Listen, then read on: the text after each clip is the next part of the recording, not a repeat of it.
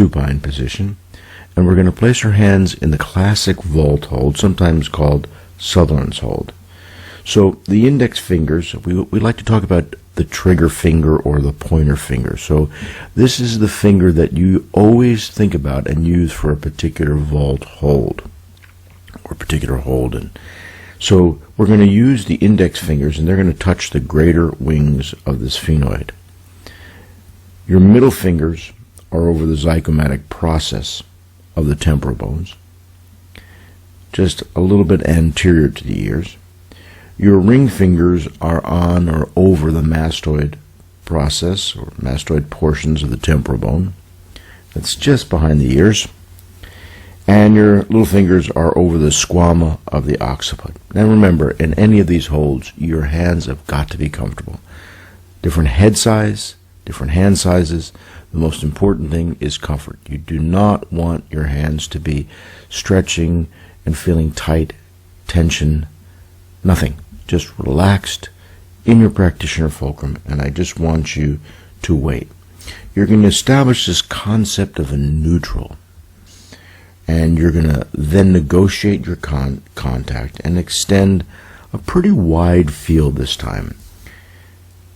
So just kind of go on out to the horizon, just hold this huge field, and that may be whatever you perceive it to be. The ocean, if you're close to it, you can look at the horizon. If you're sitting out in the country, a vast field, or just even in the city, imagine a vast distance. Within this field, hold yourself and your patient client within the center of this. Don't narrow down. Don't focus on your hands. Now I want you to just listen. Just listen. And listen for what we call in this work flexion. Flexion will feel like a filling of the fluid in the system as it comes up the dural tube and the bones open like a flower. And the entire system feels like it's filling and expanding. And then it'll reach a point where it no longer fills and expands.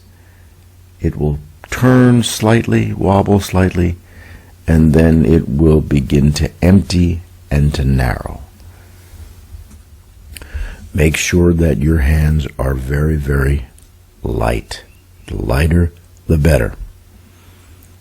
One of my favorite expressions that I was taught, which opened my hands, was that my hands were on corks and they floated on water. So I had to be sensitive and open to the fluid below my hands. Or what would it feel like if you were one of those insects in the summertime that you see alighting on a pond? Totally aware of what's below it, but so light as to hardly disturb the fluid below it.